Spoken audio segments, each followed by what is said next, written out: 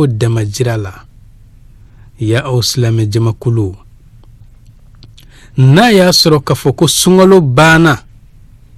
sunkalo kɛra i komi ja min n'an b'a lajɛ jabaraw la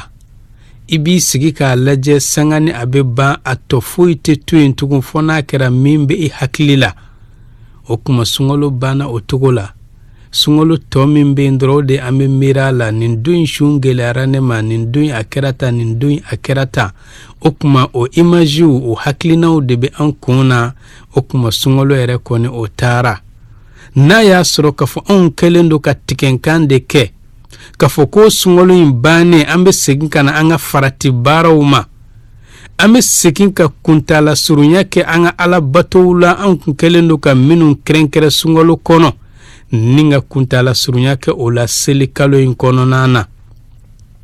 aw ni ne an k'a dɔn k'a fɔ Allahu taala ɲɛnamaya masa don bada masa don o masa in a tɛ ban i komi sunkalo banna cogo min wa waatiw ka yɛlɛmali yɛrɛ tɛ fɛn don ale Allahu taala ka sɔrɔ la wa kalow ka fɔfɔ ɲɔgɔn kɔ k'i k'a dɔn o tɛ fɛn bɔ Allahu taala ka masaya kuntala janya na o kuma aw kana fɔ k'a fɔ ko sunkalo taara o kuma an ka fɛrɛ an ka waleyaw ma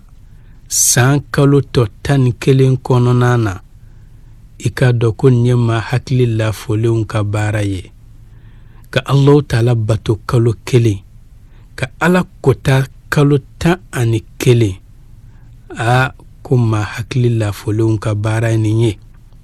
an k'a dɔn k'a fɔ Allahu taala bɛ jɛn mɔgɔ ma a bɛ yafa mɔgɔ ma maa min ye Allahu taala ɲini ni ka ala bato o kɛra kalo ye san kɔnɔna na n'i ye ala bato a bɛ jɛn i ma ka yafa i ma waliyuya bɛ sɔrɔ san kalo bɛɛ kɔnɔ ala teriya bɛ sɔrɔ san kalo bɛɛ kɔnɔ arijinɛ ɲini cogo ɲuman bɛ san kalo bɛɛ kɔnɔ nka tɛgɛfa kɔni bɛ sunkalo ta kan o kɔrɔ tɛ ko ni sunkalo banna k'an ka baara ninnu nɔgɔya wa Allahu taala bɛ funu maa kɔrɔ ni ka maa don a ka ɲangata na i y'a kota kalo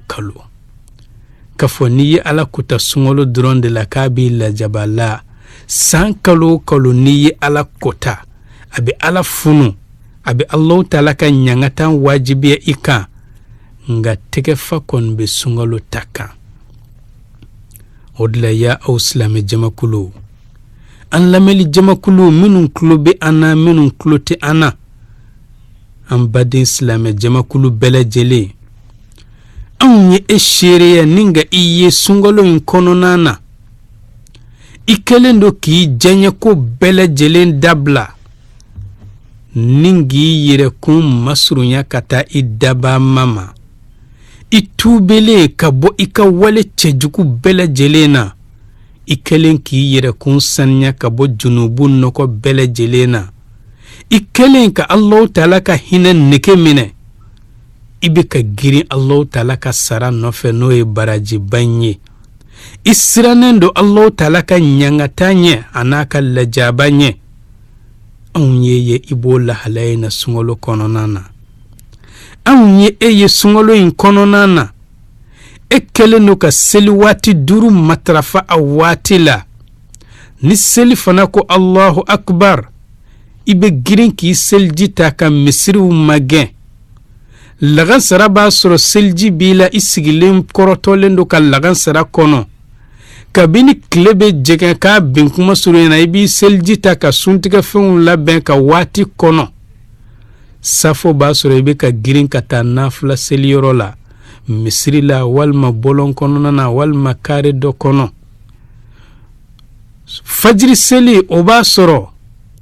i kɛlen don ka suguri dun k'i ɲɛna sunɔgɔ tigɛ ko fɔ n ka sɔgɔmada seli misiri la walima jama na walima n k'o seli ka sɔrɔ ka n da seli waati foyi ma tɛmɛ e kan sunkalo in kɔnɔna na anw y'o seereya i kɛlen kɔfɛ ka juma seli matarafa o kanu bɛ i la kabini juma dugu bɛ jɛ i tɛ baara foyi kɛ juma labɛnw kɔ jama seli i kelen kɔfɛ k'o kanu i ɲɛsinnen dɔnni sigiyɔrɔw ma tafsiru kɛ kɛnɛw wajuli kɛ kɛnɛw zikuru kɛ kɛnɛw i b'olu kɛnɛw de kɛrɛnkɛrɛn ka taa i sigi o kɛnɛw kan sunkalo in kɔnɔna na i labɛnnen ka ladilikanw ka kumakanw kunbɛn ka baara kɛ ni a ye i majiginnen ka wajulikɛlaw ka kumakanw lamɛn tafsiru kɛnɛw kan wajuli kɛnɛw kan zikuru kɛnɛw kan ni ka baara kɛ ni a ye anw y'o seereya nin kalo in kɔnɔna na anw ye e ye nin kalo in kɔnɔna na n'o ye sunkalo ye i saniyalen i kelen k'i yɛrɛ kun jɛya ka bɔ fɛn cɛjugu kelen kelen bɛɛ lajɛlen na yala o e bɛna tigɛnkan jumɛn de kɛ sunkalo in bannen yala e bɛ sɔn i kelen kɔfɛ ka limaniya diya nɛnɛ i kelen kɔfɛ ka alabato diya nɛnɛ ka segin ka na ala kota kunaya da i nɛn kan tugun wa yala e faralen kɔfɛ hinɛ masa ka jɛkuluw kan hinɛ masa ka jɛkulu minnu ni Allahu Taala b'olu tanu kuranɛ kɔnɔ rijalun la tulhihim tijaratun wala bay'un an dhikrillah nin ye cɛw de ye jago yiriwa nafolo caya clientw caya o t'u kumaniya Allahu Taala batoli ma yala e faralen o cɛbaw kan sunkalo kɔnɔ e bɛ sɔn ka segin i sen tonton kan ni kana fara sitanɛ ka jamakuluw kan tugun wa yala e jatelen kɔfɛ seliba ɲumanw tɔnjuru la sunkalo kɔnɔna na yala e bɛ sɔn ka o seli in to yen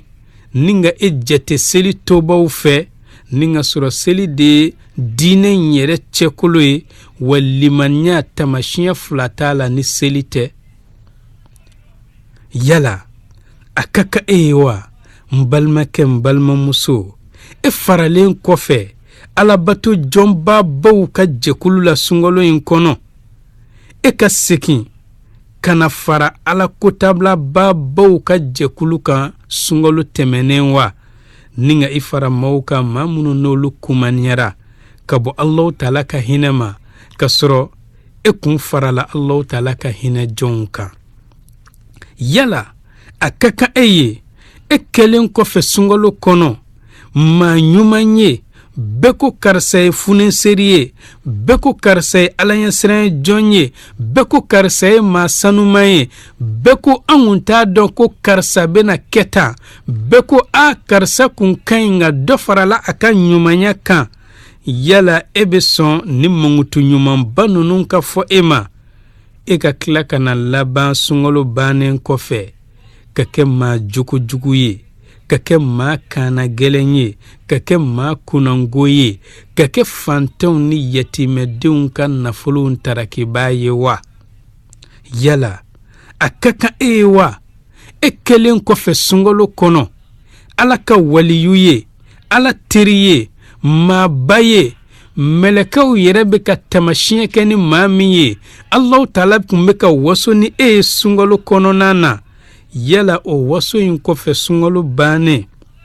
e bɛ sɔn sitanɛ yɛrɛ fɛnɛ kun ka kɔrɔta ni e ka waleyaw ye wa k'i k'a dɔn ko nin tɛ hakilima ka baara ye limaniya jɔn man ka kɛ tan maa min ni dusukunna filɛli ɲuman bɛ i la ka fɔ taasi bɛ i la ka fɔ e faralen don maa kunnandiw ka jɛkulu kan ko Allahu Taala ye ka baara bɛɛ minɛ a bɛ ka hinɛ laɲini ni e ye k'i man ka segin ka na sitanɛ ka jɛkulu la tugun ɲɛ si kan o de la y'an balimakɛ n balimamuso e min bɛ ka an lamɛn e min ni e tulo tɛ an na kuma jumɛn anw bɛ ka taa salaya ma ala bato la ka taa se kuma jumɛn ma an kun bɛ ka ɲumanya minnu kɛ sunkalo kɔnɔ o ɲumanya ninnu an ye salaya daminɛ olu la an kun haminen don sunkalo kɔnɔ ni fantanw ka suguriko ye an haminen don ni dɛsɛbaatɔw ka suntigɛko ye suntigɛw bɛ bɔ u bɛ taa jamayɔrɔw la u bɛ taa misiriw la u bɛ taa zawiyaw la u bɛ taa fantanw ka du kɔnɔ sugarobɔrɔw bɛ taa a bɛ taa sɛmɛ fantanw ka du kɔnɔ sugaraw bɛ taa di burannaw la a bɛ di kanuɲɔgɔnw ma malobɔrɔw bɛ taa jɔ dɛsɛbaatɔw ni muso cɛsabaatɔw ka duw kɔnɔ nka mun de bɛ ka an salaya o la sunkalo bannen kɔfɛ ni ka sɔrɔ an bɛ ka girin fɛn min nɔfɛ an ka sigidaw kɔnɔna na n'an ɲinɛnen don Allahu Taala kɔ i k'a dɔn saya bɛ jigin an kan k'an sɔrɔ o kɛnɛw kan koyi o kuma ka taa se kuma jumɛn ma anw bɛ ka an yɛrɛ nɔrɔ kɔ Ala kota nɔgɔ la ni ka sɔrɔ anw tɛ sara fɛn foyi la alikiyama jɔ kɛnɛ kan fo an ye baara min de kɛ n'i ye ɲuman kɛ Ala b'i sara o la n'i ye juguman kɛ Allahu Taala b'i sara o la o kuma siga t'a la an ka baara fitini a n'a kumaba Allahu Taala b'a bɛɛ dɔn wa Ala bɛna an sara a kelen kelen bɛɛ lajɛlen na o kuma n'a man ɲa k'a fɔ Allahu Taala bɛ anw sara an ka baara bɛɛ la o kuma silamɛw Muhamadu mantonw kuranɛ mantonw a ye teliya a ka teliya ka taa jurudon masa in batoli ma a ye teliya ka taa ɲangata masa in batoli ma a ye teliya ka taa hinɛ masa in batoli ma n bɛ aw ma silamɛ jamakulu an ka seli waati tanga a waati la sunkalo la an kun b'a tanga cogo min an k'an jija sunkalo bannen an ka seli waati tanga kalo tɔ 11 in kɔnɔ sabula seli yɛrɛ de ye silamɛya in cɛkolo ye wa seli de bɛ adamaden bali ka bɔ wale cɛjugu ani kɔnkow ani junubuko waleya kelen kelen bɛɛ lajɛlen ma o kuma silamɛw bɛ aw ma aw kana salaya seli in dili la n bɛ aw ma aw kana seli in kɛ bolo kɔfɛ fɛn ye sabula Allahu Taala an yamaruya kuranɛ ba in kɔnɔ k'an ka seli in tanga Allahu Taala ko hafidhu ala salawati wassalati alwusta wa qumu lillahi qanitin ay seli waati bɛɛ lajɛlen tanga kɛrɛnkɛrɛnnenya la aw ka camancɛ seli tanga o kuma an ba Aisha ale ni Hafsa olu b'a lakale k'a fɔ camancɛ seli ko ye lagansara seli ye nka madinakaw b'a lakale k'a fɔ camancɛ seli ko o ye sɔgɔmada seli ye nka nin bɛɛ lajɛlen ye sababa ye sabula bɛɛ n'i ka daliluya tayɔrɔ don makankaw y'a jateminɛ n'o ye hanabilaw ye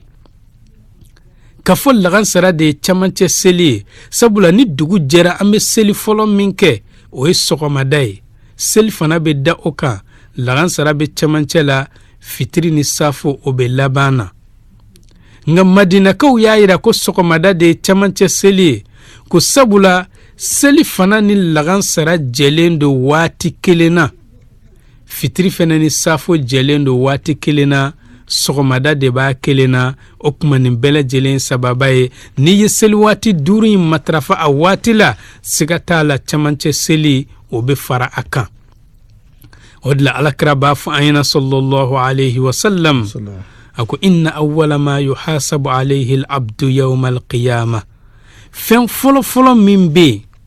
ni Allahu Taala b'a ka jɔn kelen kelen bɛɛ lajɛlen fɛsɛ-fɛsɛw la alikiyama jɔ don o ye mun ye o tɛ sun ye o tɛ hiji ye o tɛ jaka ye o tɛ an ka sarakati ninnu ye alakira ko as-salat o de ye seli ye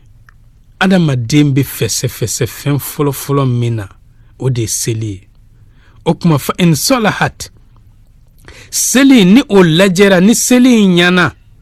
o kuma baaratɔw bɛ lajɛ olu bɛ ɲa ka fara seli kan o kuma nin b'a yira an na k'a fɔ seli tɛ tulonkɛ fɛn ye i selila i ye ala kota kɛ cogo o cogo n'i bɛ seli sariya la a tɛ se ka fɔ i ma ko kafiri a kɔni bɛ fɔ karisa ye fasiku ye karisa ye silamɛ jugujugu ye nka a tɛ se ka fɔ ko kafiri don hali n'a y'a sɔrɔ a bɛ se ka fɔ a ma munafaki sabula munafaki ni kafiri fana tɛ kelen ye nga i jogo ɲana cogo o cogo n'i tɛ seli i k'a dɔn kafiri flate ka tɛmɛ e kan. O kuma seli in de ye silamɛya yɛrɛ tamasiyɛn ye. N'i ka seli lajɛra n'o ɲana baara tɔw bɛ lajɛ. Nka n'i ka seli ma ɲa i k'a dɔn baara tɔw bolo tɛ don olu yɛrɛ la, kuma tɛ ka olu lajɛ. A b'i komi maa min ni e taara n'i ka carte d'identité walima e taara n'i ka wolosɛbɛn e minɛlen fanga la, a yera k'a fɔ k'e ka wolosɛbɛn falsifiyelen don walima e ka carte d'identité falsifiyelen don, est-ce que i ka passeport bɛ lajɛ tugun wa? Ni wolosɛbɛn man ɲi o kɔrɔ ye carte d'identité man ɲi. Ni carte d'identité man ɲi passeport tɛ lajɛ tugun, hali ni y'o di an mako t'o la. Munna? Sabula passeport ɲali sababu bɛ bɔ carte d'identité de la. O kuma n'i ka seli ma ɲa i ka sun n'i ka hiji n'i ka jaka Allahu Taala mako tɛ a si la. Nka n'i ka seli ɲana o kuma i ka nin bato ninnu bɛ lajɛ. N'u lajɛra fiɲɛ min b'u la, Ala b'a fɔ a y'a ka nafila dɔw lajɛ ni k'o kɛ ka nin fiɲɛ ninnu dagere. O kuma silamɛw an k'an jija ka seli di a waati la i komi an kun b'a di a waati la sunkalo kɔnɔ cogo min. O kɔfɛ an k'an jija ka jaka di. Jaka min ni Allahu Taala y'a faridaya Muhammadu manton kelen kelen bɛɛ kan. Sabula Allahu Taala ye nafolo di u ma, nafolo min n'u ye a jaka bɔ a bɛ kɛ sababu ye ka u niw saniya ka bɔ tɛgɛma gɛlɛya nɔgɔ la. Allahu Taala ye nafolo caman di aw ma ni ka tila ka diɲɛ aw ka nafolo in dun togoya la togo min ka di aw ye halala hukumu kɔnɔ. Nga a ye sanga fitinin dɔrɔn de ɲini aw fɛ o nafolo in na, n'o ye i k'i ka nafolo tila 40 kelen i k'o di ale Allahu Taala ma tɔ 39 o y'i ta ye, n'o ye tilan 10 fɛnɛ tilan 4 ye. O kuma silamɛw tɛgɛma gɛlɛya kana an dɛsɛ nin na. An k'an cɛsiri fɛnɛ sunkalo min n'a faridɛra an kan, n'an bɔra o de kɔnɔ sisan an k'o sun an seko damajira la. An ka Allahu Taala ka soba in hiji ni o kalo de jɔlen filɛ an kunna. Kabini selikɛnɛ bɛ jigin don min hiji baaraw bɛ daminɛ o don. O kuma k'an k'an jija ka hiji baaraw kɛ. Nin fɛn minnu fɔlen filɛ ta nunu de silamɛya jɔsenw ye. O kuma silamɛw n bɛ aw ma, aw kun bɛ bangebagaw bonya sunkalo kɔnɔna na. Aw haminen don n'u ka sugurikow n'u ka suntigɛkow ye sunkalo kɔnɔna na. Aw haminen don n'u ka misiritagakow n'u ka nafilakow ye sunkalo kɔnɔna na. Sunkalo bannen tɛ bangebaa bonya bannen ye dɛ. A ye bangebaw bonya halisa. A ka sinji tugu. Aw kun haminen don ni sinjiw ye sunkalo kɔnɔna na, u ka balokow la, u ka sunkalo musakakow la. O kuma ni sunkalo banna o kɔrɔ tɛ ko sinji banna dɛ. A ye hakili to sinjiw la. Aw kun kɛlen don ka ɲumanya ni ka o muru wuli ni ka o jɔ. A bɛ ka ɲumanya kɛ waati bɛɛ. Ɲumanya pamuru bɛ ka juguya, pamuru kari yɔrɔ bɛɛ, k'a yiriw tigɛ yɔrɔ bɛɛ. O kuma o ɲumanya pamuru in n'aw kun kɛlen don k'o kɔrɔta a bɛ ka fantanw ka gɛlɛya tigɛ ka bɔ yen, ani yetimɛdenw ka hami ani dɛsɛbaatɔw ka sɛgɛn. Ɲumanya pamuru kun bɛ ka ninnu kɔfe ka bɔ yen. Ko o ɲumanya pamuru man ka jɔ. Sabula sunkalo bannen o tɛ fantanw ka kɔngɔ bannen ye. Sunkalo bannen o tɛ yetimɛdenw ka kɔngɔ bannen ye. Sunkalo bannen o tɛ muso cɛsabaatɔw ka kɔngɔ bannen ye. O kuma ni sunkalo banna o kɔrɔ tɛ ko kɔngɔ kalo banna dɛ. Aw kun hakili b'u ka balokow la. Kuma dɔ i b'a sɔrɔ sisan sunkalo banna fantan dɔ sigilen bɛ a haminen don.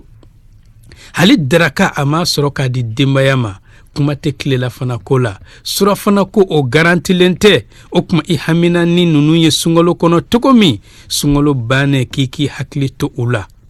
O kɔfɛ silamɛw aw kun muɲunen don ka sabali. Tɔɔrɔkow ni dekunko bɛɛ ka sunkalo kɔnɔ. Hali ni maa sen dara i sen kan i b'i sen fosi ka bɔ a kɔrɔ. Ni maa y'i dɔgɔya, ni maa y'i nɛni, i bɛ sabali a kɔrɔ. I b'a fɔ ko inni sɔ'imun, ne bɛ sun na. O sabali in fɛnɛ ma ban koyi. kile tungan ko su tungan ko a masiba ko a tɔɔrɔ ko o kuma ni sunkalo banna halisa kan ka sabali ko sabali de kɔrɔtogo ka ɲi n'a fɔra k'i ka sabali o kɔrɔ ye do de kɛra i la o kuma e kana sunkalo kelen kɛrɛnkɛrɛn k'o kɛ sabali kalo ye kalo tɔw k'a fɔ ko e tɛ sabali ni maa ko n ko o b'a sɔrɔ e ye kumakan 1000 kɛri o kan ni maa sen dara e sen kan e b'i sen fosi ka bɔ o kɔrɔ ka tɛgɛ sama o ɲɛkɔrɔ ko sabula ko sunkalo banna ni sunkalo banna sabali kalo ma ban koyi sabali kan ka kɛ kalo 12 in bɛɛ lajɛlen kɔnɔna na o kɔfɛ silamɛw an ka ɲɔgɔn yamaruya ni wale ɲuman ye an ka ɲɔgɔn bali ka bɔ wale juguw ma sunkalo kɔnɔ an kun bɛ ɲɔgɔn yamaruya ni wale ɲumanw ye karisa nin nafila in seli a baraji ka bon karisa nin sarakati in bɔ a baraji ka bon karisa nin fumaw ninnu bɛ yan fɛ suguri ko ka gɛlɛ o bolo koyi setigi b'a tigɛ don a kun a bɛ nafolo bɔ a ye taa malo tɔni 1 di u ma a ka nin sukaro bɔrɔ hakɛ di u ma karisa nin misiri ninnu u ka suntigɛ ka gɛlɛn koyi tu setigi du dɔw bɛ o b'u jɔ ni o misiri ka kangaliba kow ye karisa ni alimami bɛ don ka gɛlɛ a bolo koyi setigi dɔ b'a a yɛrɛ kun koron ni ka a jɔ n'o ka musaka bɛɛ ye sunkalo kɔnɔ o kuma an kun bɛ ɲɔgɔn yamaruya ni nin wale ɲumanw ye ni ka tila ka ɲɔgɔn bali ka bɔ wale juguw ma karisa n'i bɛ sun na a fɔra ko ka kalon tigɛ feere la k'a ma ɲi koyi karisa n'i bɛ sun na a fɔra ko kɛlɛ ma ɲi koyi karisa ne ɲɛ bɛ aw la kɛlɛ la karamɔgɔw ko n'i ye kɛlɛ kɛ sunkalo kɔnɔ i ka baraji bɛ dunga koyi karisa e bɛ ka kɔrɔfɔli kɛ karamɔgɔw ko kɔrɔfɔli bɛ sunkalo baraji dun k'a ban koyi o kuma an bɛ ɲɔgɔn bali ka bɔ wale cɛjuguw fɛnɛ ma sunkalo kɔnɔna na o kuma ko sunkalo bannen k'o tɛ o bannen ye koyi sabula ɲɔgɔn yamaruya in ni wale ɲuman ye ka ɲɔgɔn bali ka bɔ wale jugu ma ko nin ye silamɛya wajibima fɛn dɔ de ye wa diinɛ in yɛrɛ ma jɔ ka se anw ma bi ka sɔrɔ nin baara fila in tɛ a kɔnɔ n'o de ye ka ɲɔgɔn yamaruya ni wale ɲuman ye ka ɲɔgɔn fatanti ka bɔ wale cɛjuguw ma o kuma silamɛw an k'an yɛrɛ kun tanga ka bɔ filankafoya baara ma n'o ye bolisɔn josɔn sunkalo kɔnɔna na an kun y'an yɛrɛ kun minɛ ka bɔ ni alakota nɔgɔlen bɛɛ ma sabula filankafoya ye jurumuw la belebele de ye wa i k'a dɔn maa min ka baara don Allahu Taala ye arijinɛ haramuya o tigilama kan an kun y'an yɛrɛ minɛ sunkalo kɔnɔ ka bɔ nin jogo cɛjugu belebele in ma Allahu Taala ko kuranɛ kɔnɔ wa man yushrik billah ni maa min sɔnna a kɛlen k'a ten da dugu ma Allahu Taala ye ka tila ka taa a ten da boli ye walima ka taa majigin boli ye walima ka taa dɛmɛ ɲini boli fɛ islaamɛyalen kɔfɛ faqad harrama Allahu alayhi aljanna ko Allahu Taala ye arijinɛ haramuya o tigilama kan wa ma'awahu nar o tigilama k'i k'a dɔn ko kafo yɔrɔ wɛrɛ t'a la ni tasuma tɛ o kuma islaamɛyalen kɔfɛ sunkalo yɛrɛ fɛnɛ donna i yɛrɛ kun saniya ka nin wale cɛjugu bɛɛ dabila o kuma ko sunkalo bannen o kuma k'i ka tɔgɔlabila ninnu i k'a jeni o kuma sinsin ninnu k'i k'a bɛɛ lajɛlen to yen i k'i yɛrɛ kun ɲɛsin Allahu Taala ma nka n'a y'a sɔrɔ maa min kun tɛ silamɛ ye e kun bɛ boli dɔ sɔn n'i seginna ka tuubi dɔnnikɛlaw ye kumakan fila fɔ o la dɔw ko i ye bolisɔn hakɛ min kɛ o jurumu hakɛ Ala b'o yɛlɛma k'o kɛ baraji ye k'o bila i ka basikili kɔnɔ k'i ka tuubi minɛ dɔw y'a yira k'a fɔ Ala b'o i ka jurumu bɛɛ kafari o kuma i ka tuubi bɛ minɛ nka e tuubilen kɔfɛ k'i ten da Allahu Taala ye ka tila k'i tugu ka taa jo sɔn Allahu Taala ko arijinɛ haramuyara o tigi kan an bɛ Allahu Taala deli Ala ka n'an ye o jamakulu la o kɔfɛ silamɛw n bɛ aw ma aw ka sumali fɛnw dafa a ka pezeli fɛnw dafa sunkalo kɔnɔna na jagokɛlaw u bɛ siran Allahu Taala ɲɛ n'u ye fɛn suma u b'a dafa kuma dɔ la u b'u tɛgɛ fa ka fara a kan ko o baraji ka diyan n'u ye fɛn peze u b'a dafa kuma dɔ la u bɛ pani fa ka fara a kan ko baraji ka jidi o kuma aw kun bɛ ka nin dafali min kɛ sunkalo kɔnɔ sunkalo bannen ko a man ka nakasili daminɛ tugun sabula ni aw ye pani nagashi ni ka pezeli fɛnw nagashi k'i k'a dɔn k'a bɛ kɛ bɔnɛ ani lajaba de ye ni ka tila ka sanjiko gɛlɛya se jamana ma ni e bɛ ka sumali kɛ i k'a dɔn e b'a nagashi nga ikado ko toro done odila Allah taala ko Qur'an kono waylun lil mutaffifin ako bona be mawye mamunu nolu be fiyalike majmun kodo alladhina idhaktalu ala nas nube ka sanike mawbolo no e senekelawiye minum be bonu ka sumunye kana fere uma nube ka sanike olubolo nube ka suma walma ube ka peze yastawfuna ube minain dafa wa idha kaluhum ngani mawaro be kana sa olufe sisan aw wazanuhum walma mawaro be kana pezelike ufe walma mawaro be ka sumalike ufe yukhsiruna uba bone nu be ka pani suma butige denin kongutu ba do pani kono nu ya fa kongutu ba in place espace falenteo okuma nakashira okuma pezeli fen ube fe fen ju kuruka do akono ka fen griman do bla baskil fankelen fe e hakilla ko poada fara ba soro poama dafa okuma Allah taala ko kika do ni mashibai ni toroy okuma slameo mbe au kana nifaka au yaw yere kuru ninga au yere di Allah taala masungolo in kono nana joro nunu minu mbe ka nyine ala kota siraka ka jeni beko ka au nyeshi alama okuma Allah taala au balinna au kana niu chie joro fitini nkama au kana ni chie nafulu fitini nkama au kana ni chie jie toko fitini nkama sabula sanga fitini ndedo ikado ni chie ni we junubula bele de Allah taala ko Qur'an kono wa man yaqtul mu'minan muta'ammida ni maminya tukuka nido faka ikado tuku yere kama fajazauhu jahannam otigila ma sarakera jahannama de khalidan fiha adumele jahannama kono bada wa ghadiba Allahu alayhi Allah taala be klaka funu otigila ma koro wala anahu ningo otigila ma danga ka yoroma jaka bu aka nemala wa addalahu adhaban azima ninga lajabawla gelema ningo olabe otigila maye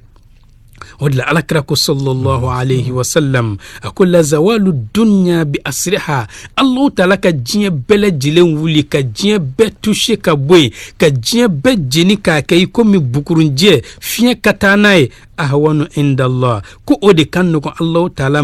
من قتل رجل مسلم كتم إسلام دو فكاليكا إيركا انتر بيرسونال دو كما أو كم ياو يروما جياني والي تجغولا سنغلو كونو أو كما سنغلو بانا anga دومينينكا okuma slameo wati beka koro mbe au kana goroko barake sabula goroko ikado ale tono bona dedo wa ikado abeke sababuye kika nafulo erefene touche ninga barka banka bo ala sabula Allah taala ko Qur'an kono yamhaqullahu riba ikado goroko Allah taala ba touche ninga barka ban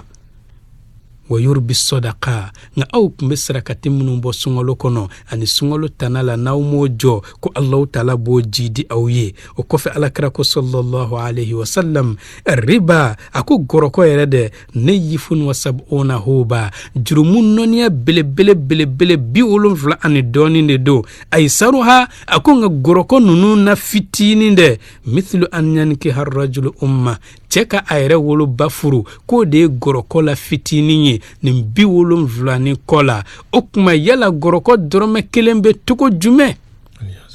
okuma slameo anga nyoroma jaka bonna okofe slameo anga na son ka horo musu keruni jeneaye minu nyinenendo ka fo jeneate kefenye limanya jondo kika do junubu bawulun vlan mimbe ne abi adamaden halaki jahannama kono oyo dola kelende Allah taala ko Qur'an kono innal ladhina yarmuna al muhsanati al ghafilat ma munum be horomusu kerun ni jeneaye munu nyinenen do kafoko jeneaye re kefenye al mu'minat liman yajondo lu'inu fi dunya wal akhirah Allah taala yu denga jien kono anil lahara walahum adhabun azim lajabaw labbil buye o ko feslame umbe awma au kana sonka jeneake au kunya yoroma jeaka bo jeneala sungolo imbe kono hal na uklunge nyugo nyafo atu lamene hal na uklunge mugo yes telephone ci awma walma we kuma fo awye atu lamene atu ka weleli jabi ko sabula ame sungolo kono o kuma sungolo bana o korote ko ala bato kalo bana sabula jenay wala cejugu fenela cejugu de Allah taala ko Qur'an kono wala taqrabu zina au kana sonka gere jeneala kuma te ka ke innahu ikado jenade kana fahishatan ala de kera waliw la cɛjugu ye wa sa'a sabila ani siratigɛw la cɛjugu o de la alakira ko sallallahu alayhi wa sallam ma min dhanbin a'zam inda Allah ako junubu foyi tɛ min ka bon Allahu taala yɔrɔ ba'da shirki bihi filankafoya kɔfɛ Allahu taala la min an yada ar-rajulu nutfatahu fi farjin haram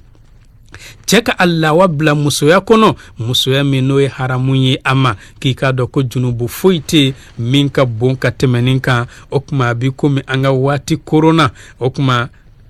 an ba aw ma aw kana kɔrɔfɔli kɛ aw kana mɔgɔ bila ɲɔgɔnna kɛ aw kana seere jugu seereya kɛ Allahu taala ye nin bɛɛ lajɛlen haramuya kuranɛ kɔnɔ aw kana kalon tigɛ aw kana kɛ munafaki ye n bɛ aw ma aw kana aw ka dɛnɛyaw janfa aw kana yatimɛdenw ka nafolo dun maa lafolenw nafolo bɛ bɔ kɔ ka kana a ye nin di yatimɛdenw ma a ye nin di fantanw ma a ye nin di dɛsɛbaatɔw ma e kelen de b'i kuru o kan k'o nafolo in dun ko o nafolo in ma ɲaami maa si ka nafolo la ka sɔrɔ i ye bana ye f'i ka laban fantanya ma wa o nafolo in ma don du foyi kɔnɔ ka fɔ o du jɔlen don fɔ ala k'o du in ci o kuma aw kana kɛ yɛrɛbanu ye Allahu taala ye ni haramuya ko ye Allahu taala ko wala tamshi fil ardi maraha i kana taama dugumakolo kɔ ka ni yɛrɛbaya ye innaka lan takhriqa al arda i bonyana cogo o cogo i tɛ dugumakolo fa walan tabluga al jibala tula i diɲɛ yɛrɛ tɛ kulu bɔ an b'a fɔ wassalamu alaikum wa rahmatullahi ta'ala wa barakatuh. Wa alaikum salam. An balma salamaw kuma ya mai cikin muna ni an ga jumadon shu walanda damnale an karamgo Suleiman Tawe fe alaka anya ambulu ayin fo shuna alaka mengulo dama alaka bala fana no gama sungolo bana aka tananga jurum bala jileni alaka ansizin kan bamba wassalamu alaikum.